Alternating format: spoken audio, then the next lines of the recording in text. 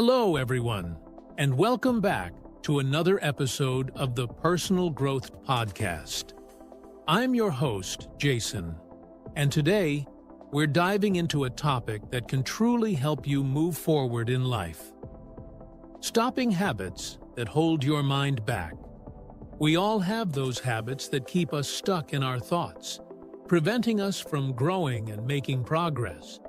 But today, we're going to talk about how you can free your mind and get closer to achieving your goals. That's right, Jason.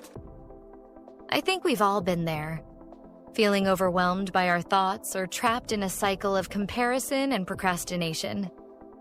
It's easy to fall into these habits, but the good news is that once we become aware of them, we can start to change.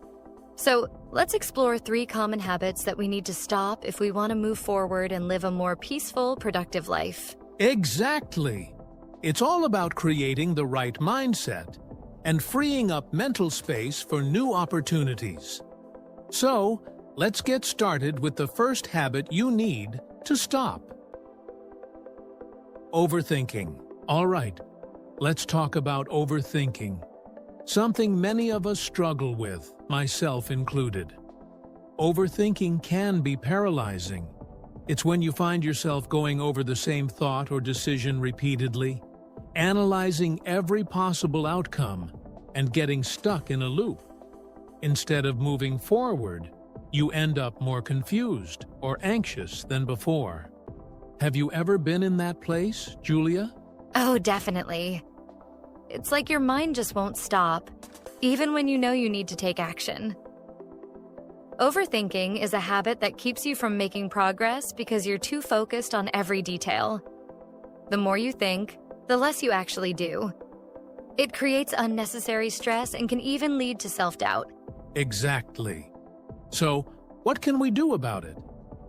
First, it's important to catch ourselves in the act. When you notice that you're overthinking, try to shift your focus. One simple technique is to break the task down into smaller steps and just focus on the next small thing.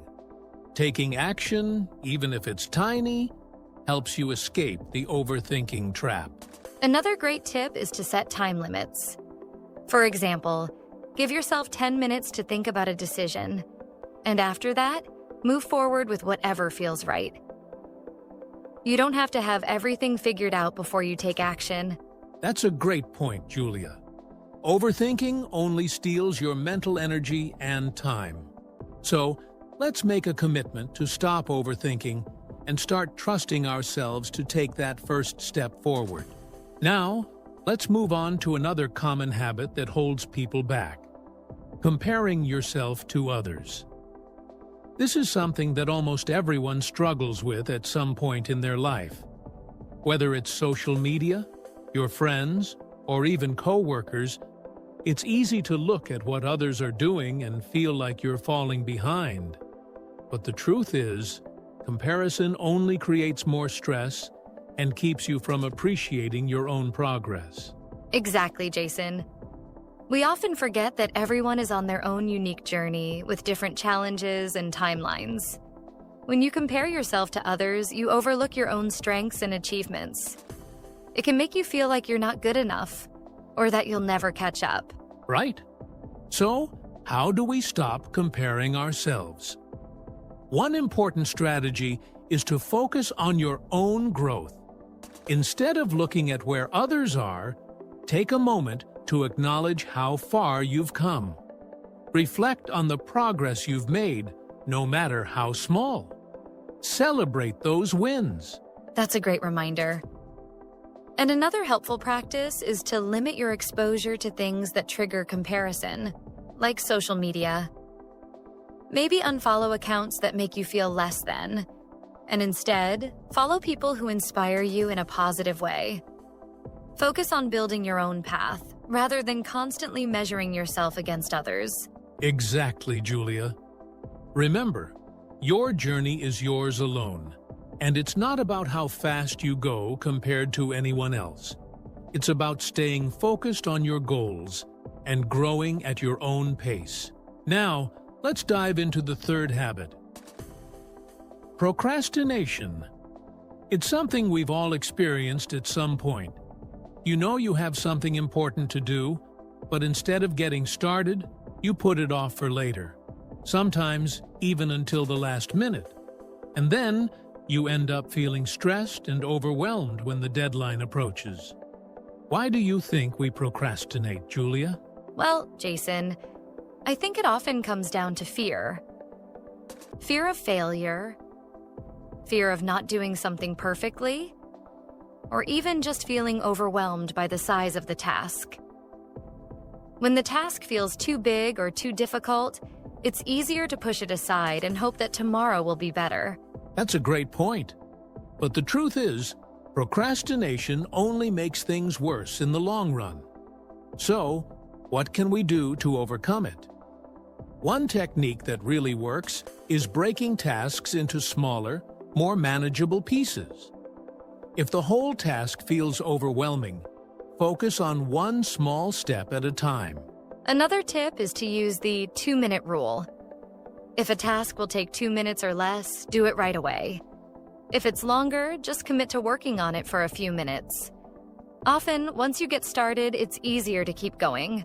Exactly. It's all about building momentum. The more you take action, even in small ways, the easier it becomes to keep moving forward and avoid procrastination. So, to wrap things up, we've talked about 3 habits that can really hold you back: overthinking, comparing yourself to others, and procrastination. The good news is, once we become aware of these habits, we can start making small changes that will help us move forward in life. It's all about freeing your mind from the clutter so you can focus on what truly matters. Exactly. Remember, the key is to take action.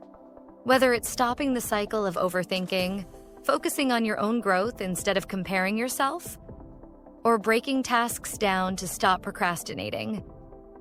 Every little step counts and brings you closer to your goals. So, our challenge to you today is simple. Pick one of these habits that you know is holding you back and take one small step to change it. Maybe it's taking a moment to recognize when you're overthinking, setting a limit on comparing yourself, or tackling a task you've been procrastinating on. Yes, and don't forget to celebrate those small wins because they all add up. If you found today's episode helpful, be sure to share it with someone who could use a little inspiration to move forward. And as always, we'd love to hear from you. Leave us a comment or message letting us know how you're freeing your mind and moving forward. Thanks for listening. Excuse me. Yes. About the essay, I'm stuck. What part? The topic, I don't know what to focus on. Which book did you choose? To Kill a Mockingbird. Good choice. What stood out to you? The trial, mostly. Why? It felt unfair and heavy. That's a good place to start. So I write about the trial. Not just the event, your reaction to it. Like, how it made me feel. Yes, and what it made you think. Okay, can I talk about justice? Definitely justice, race, morality, big themes. Should I define those first? Only if it helps your point, don't over-explain. Right, I tend to ramble. Keep it focused, one main idea. Just one. One strong idea, clearly explored.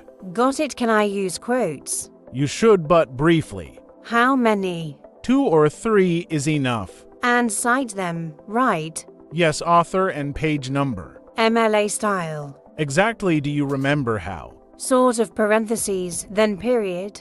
Close period goes after the citation. Okay, I'll check my notes. Good, anything else unclear? The tone formal or casual? Semi-formal, be yourself, but clear. So no slang. Right, but don't sound like a textbook either. That helps, I'll try. Trust your voice, it's strong when you focus. Thanks, I overthink everything. Most writers do just start. I will after school, maybe.